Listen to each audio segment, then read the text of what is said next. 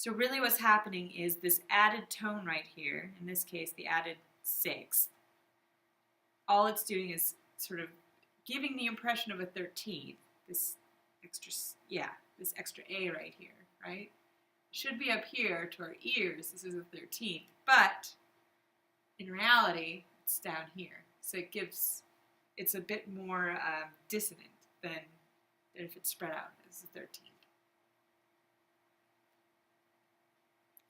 So in the book, take note when you're analyzing something, you'll either put a little omit on the top or a little add. So you'll say an added sixth or an added fourth, and then here you'll just say omitted third, right? So if the third's missing, you say omit, and then you'll put a little 3 next to it, just like here. So you can see in this case, they've got F sharp 9th, added 6th, all right? G major with an added 6th. So you just kind of stick it up there, and then if it's functioning, if it is traditional harmony, all you do, added 6th, right? Just right next to the Roman numeral. So it's pretty simple. It's pretty self-explanatory. And so you see here, we've got a piece by Debussy with an omitted third. So you can see we've got C sharp major. So here's our C, right? And G, it's double bass clef. C, G. It's all C's and G's. There's no E to be found. So we don't know whether we're in major or minor, which is their whole point. So again, another example of Debussy. So he's omitted the third here, so we don't know whether it's major or minor, and it's not necessarily supposed to be analyzed as major or minor. And then here we get an added fourth, omitted third, added fourth. So what's really happening is that basically you're hearing this chord as a 13th, right? With everything else filled in, right? So you're missing the 9th and the 11th, which is normal. But you're taking that top note, moving it down an octave. All right, so you've got this cluster right here of G, A, B flat.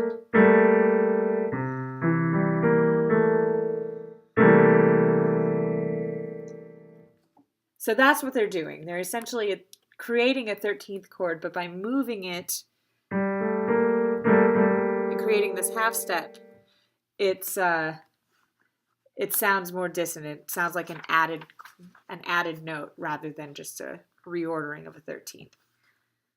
So another way that they will further obscure whether it's major or minor is actually by doing something called split thirds, which means the exact opposite of omitting the third. Instead, they'll actually add both thirds to the piece. So in this case, in this chord, you can see we've got G sharp on the bottom, and then we've got an F, B sharp, and B natural, right? So our normal nice little chord that should be an easy peasy, F or G sharp, B, F, right? So it's a diminished chord as it is, and then he wants to further obscure it by not giving us either a B natural or a B sharp, right? So this nice little G sharp major chord or minor chord, we don't know because he doesn't give us the option for either.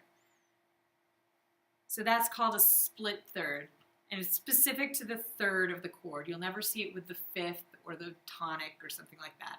It'll always be in the third, and it'll just mean that you'll see both a B natural and a B sharp, or both a B natural and a B flat. So composers in the Impressionistic era love this stuff. Okay, Another thing that composers will do is to even further bend the rules of harmony and get rid of this, major minor duality of or major or minor. They'll actually put both thirds into a chord. So it's essentially like that. And it's called a split third. Now they spread it out over quite a bit of space. So if you look at 15.13, you'll see Debussy has this crazy chord that is G sharp, B sharp, and D, or sorry, F sharp. And then he also has a B natural in there, which sounds nuts, except that when you spread it out over the keyboard, you get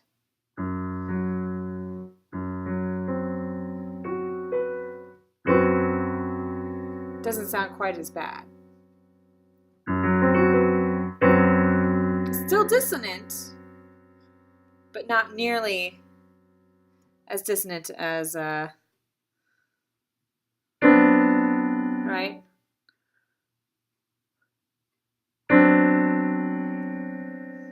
This is very dissonant. You've got this cluster of 3 notes.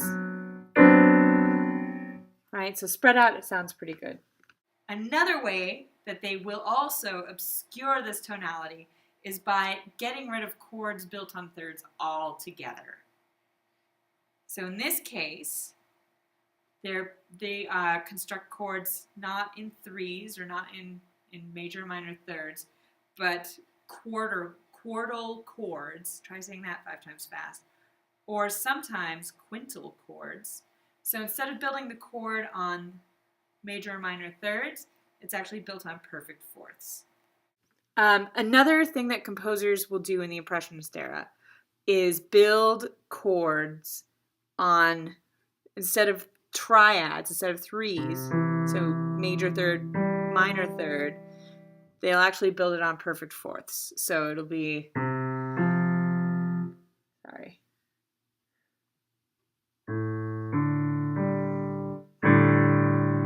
So they get rid of that whole third thing and build things on fourths.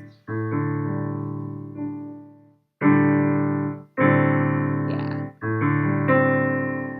And then, all right? So they'll either build it on perfect fourths or they'll build it on tritones. So it'll sound like this.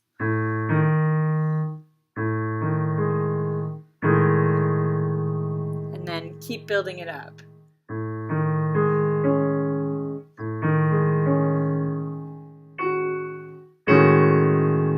Right? And those are considered dissonant quartiles as opposed to the ones that are built on perfect fourths, which are considered consonant quartiles. So these are the consonant quartiles. So 4 notes. It's technically kind of the 7th, but not actually the 7th because it's more than the 7th. And then finally,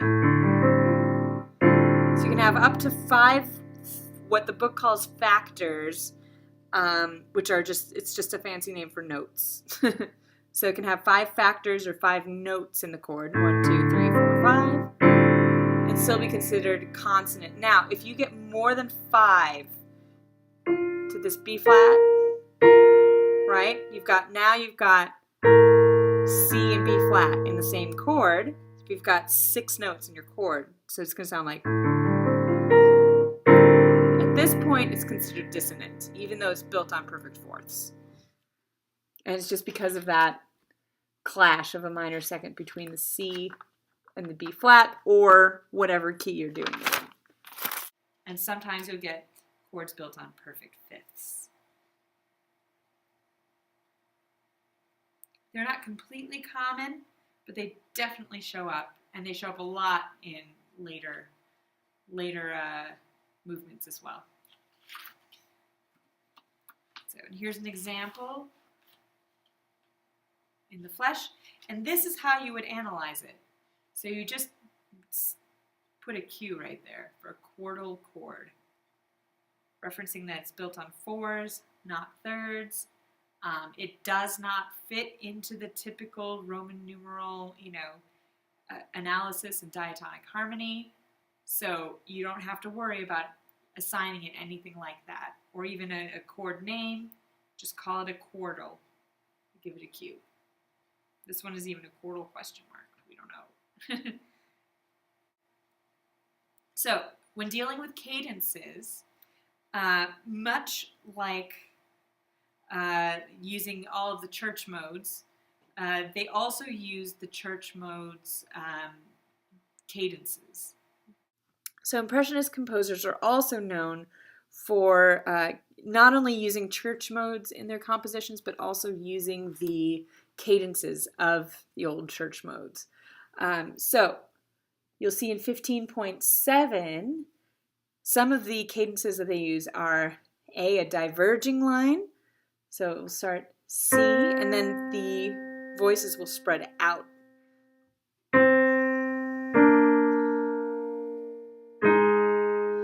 And then finally land on F together. All right? Or they'll converge with each other, so they'll move in together. So you can start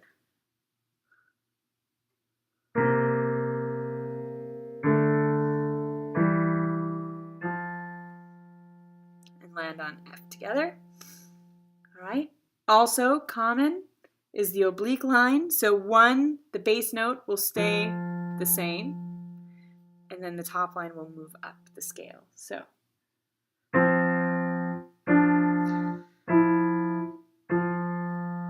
like that. So you can see in 15.18 we have a piece by Debussy where you can see this linear cadence right here. Right? It's just moving right there. So and it's slowly diverging. So this would be a divergent cadence.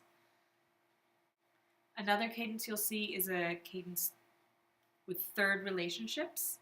All right, so here we go D flat to B flat.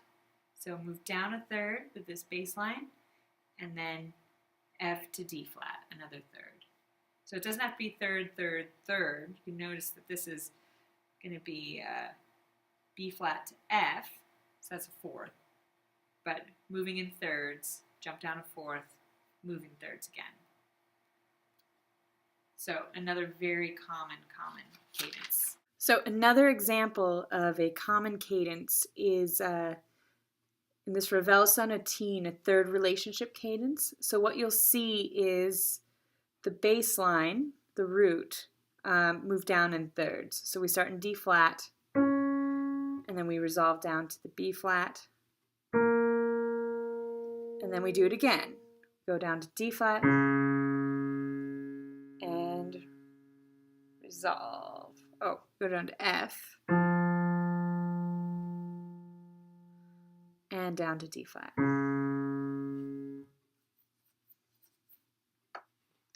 So if we were to play this together, and you can see it all moves in thirds together. So it's going to be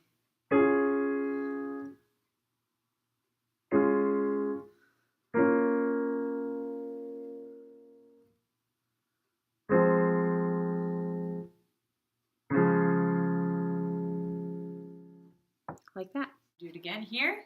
So another point, D flat. Sorry, not D flat. F flat to D flat. Okay? So just a movement in thirds.